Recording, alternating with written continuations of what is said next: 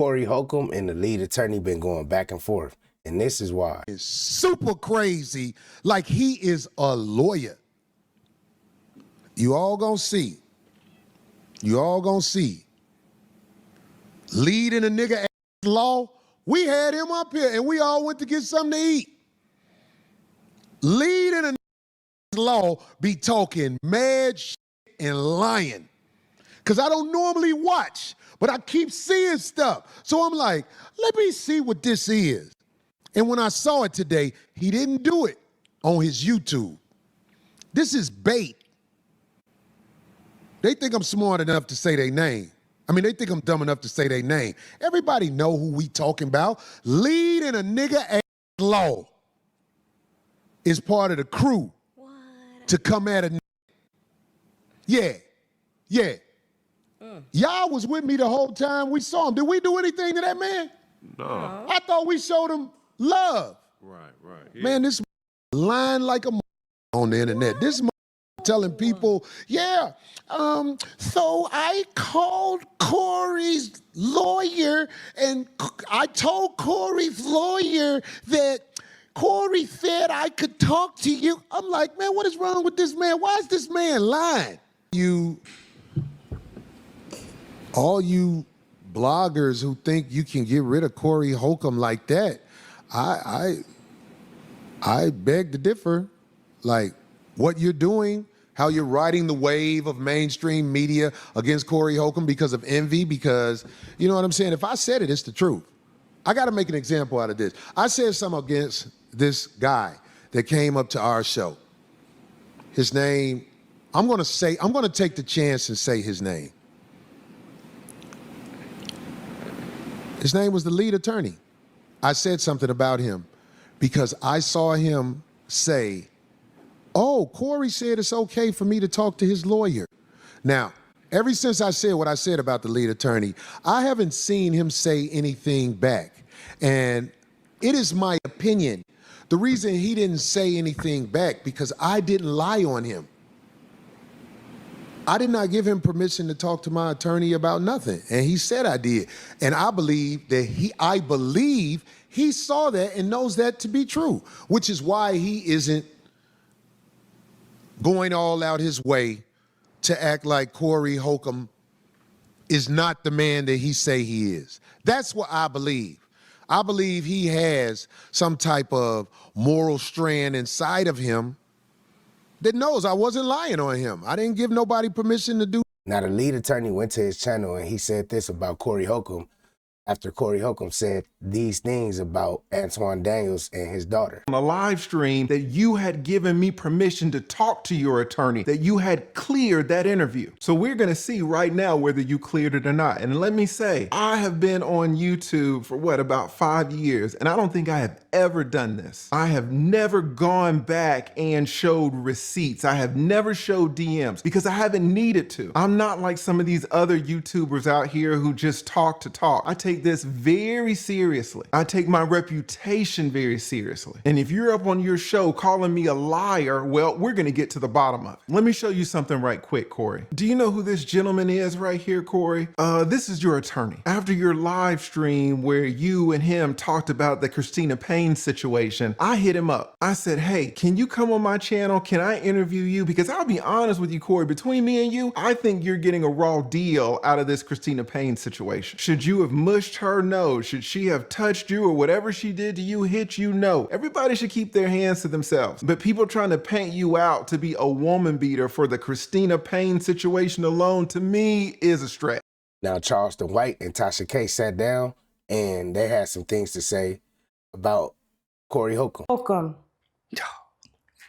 Hold on, let me take some. has been on our radar. You've been on this for a minute. Oh, I've been on. He normally turn around and say a few things at you, but he ain't been throwing none back at you lately. He ain't throwing nothing back at me because he know I know what the box is. Yeah.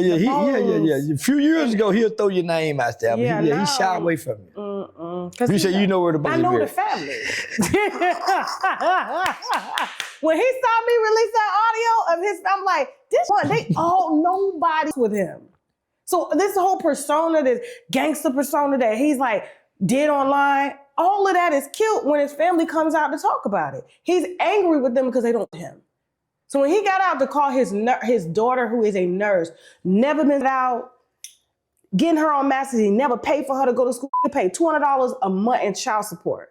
Got online and called his. You would have thought she was like out here, baby daddies everywhere. She ain't got no kids. She ain't got nothing. People in the nurse's room are watching 5150 and watching her daddy, and she does nothing but say, "That's my daddy."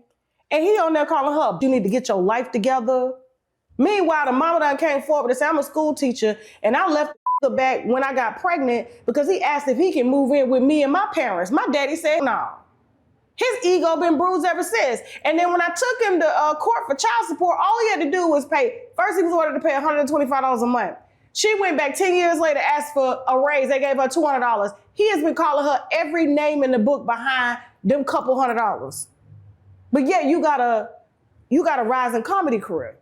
So here's a lot of food. Sent to your attorney, Corey, and you will see that the heading for the email in the subject line is interview. I say, Derek, hope you're doing well. Just wanted to follow up. Thank you for being willing to being interviewed. As mentioned in my Instagram message, let me know what time on Friday, either the evening or the night, whatever works best for you. Also, if you can pass me along any publicly available filings, that will be great. For your convenience, I'm sending this from my email, so you'll have my contact information as well. Thanks again, Derek. I appreciate you taking the time, and I look forward to speaking with you tomorrow. So after I send him this email saying, hey, just tell me a date and time, he responds. What does he say? Here is his email in response to me. Now again, you see the same subject line, interview. We also see the same date. This is Thursday. The interview is supposed to be the next day. Your attorney said he could be interviewed about this on Friday. I blacked out his email address, but you see my email address, you see his name right here and his little logo. Again, this is the attorney that you hired. Now, he sends me this and he says he's gonna be in touch. But again, the interview is set for the very next day. This is his response. And again, you see it's Friday. I sent my email to him around 3 something. He responds at 5 o'clock. Now you see, this is your boy. This is Derek. This is the attorney that you had on your show. You had him up there and you were praising him. What does he say? He says, counsel, we have to pass on the interview because there is a gag order on speaking on the matter with the court, so we have to be a little bit careful. If anything changes, I will contact you. Many thanks. Now, I'll be honest, Corey, this is a pretty bootleg response. He says he has to pass on the interview. Does he say he has to pass because he's decided he doesn't want to do it? Did he say he has to pass because you've changed your mind about it? You have uncleared the interview? No, he doesn't say that you retracted your permission for the interview. He just says, well, there's a gag order on it, so I can't talk about it. Well, what's the problem with this reasoning, Corey? Do you see it? Corey, here is the problem with his excuse that he can't be on my show about the case. The problem is that he was on your show about the case. The gag order was in place then. He can't say that he didn't know about the gag order because, again, he's supposed to know about your case. But not only that, you mentioned the gag order while he was up there. He heard it straight from your mouth. So even though that gag order had been in place for over a year, he's on your show about it. But now he's saying he can't come on my show about it. And again, Corey, what I'm trying to tell you is that I'm on your side about this whole Christina Payne thing. I do think that this whole thing is being mischaracterized. What more do we need to see?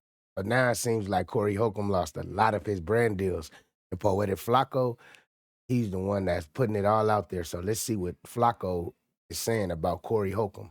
And this is how you go from being a reputable character online to exposing, humiliating, and ruining your credibility in 24 hours. This is how you do it. And the thing, and the worst part about this too, Corey didn't have to do this. This was literally avoidable. Even if Corey thought that the lawyer was lying, right? Because his attorney never told him and the attorney actually lied.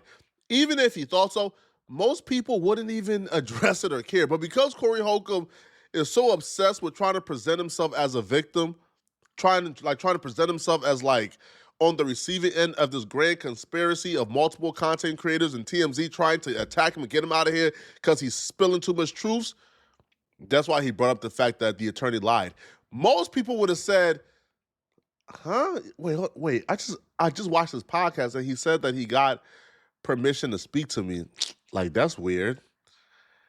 And probably never think about it again, right? Because what the lead attorney was saying on that podcast was Corey Holcomb was harassing Anton Theo's daughter, right? Like, whether or not he spoke to your attorney or didn't speak to your attorney has nothing to do with the situation whatsoever. Most people would have probably ignored it, but Corey Holcomb